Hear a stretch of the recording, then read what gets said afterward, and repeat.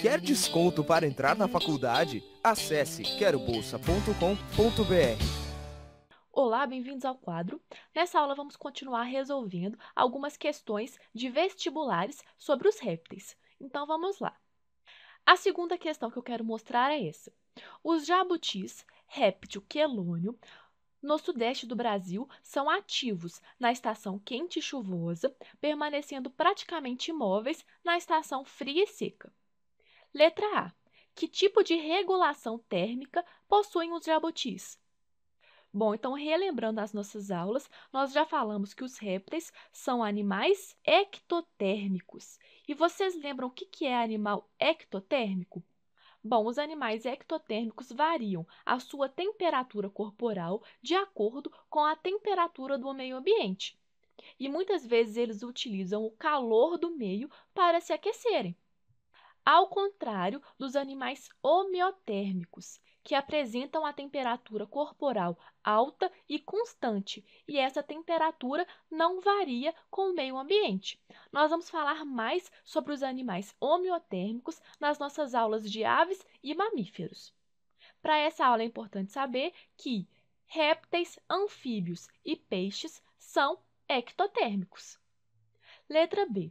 Considerando a relação existente entre a regulação térmica e o metabolismo, explique o comportamento dos jabutis nas diferentes estações climáticas do sudeste do Brasil.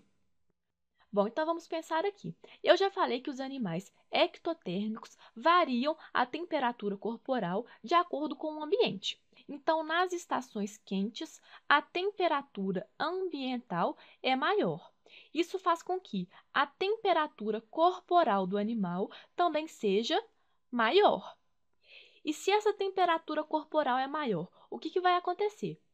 Nesse período de altas temperaturas, o metabolismo desses animais também vai ser maior. E se o metabolismo é maior, isso significa que esses animais ficam mais ativos.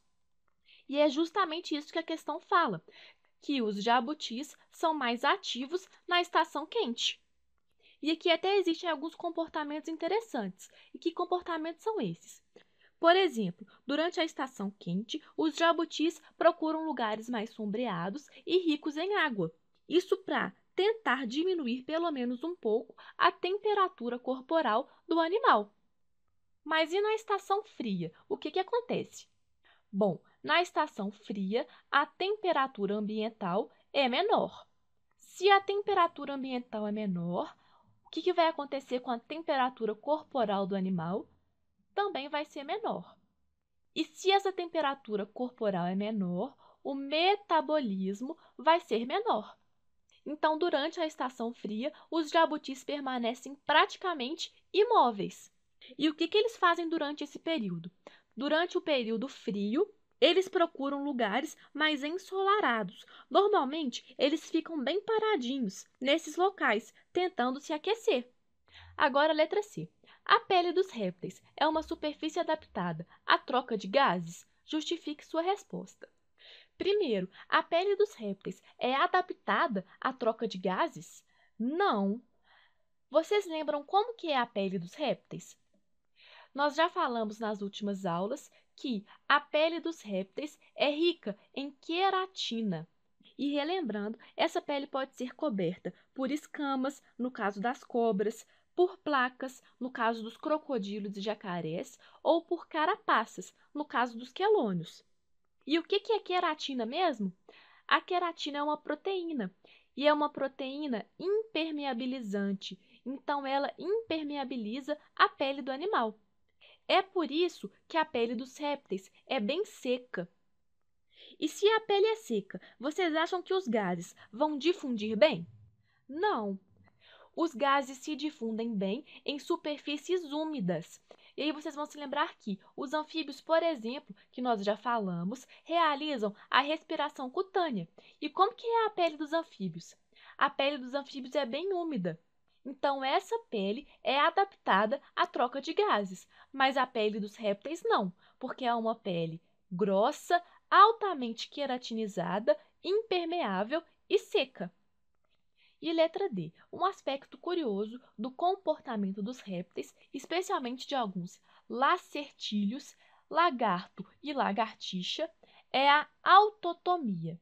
O que é autotomia e qual a sua finalidade? Primeiro, vocês sabem o que é autotomia?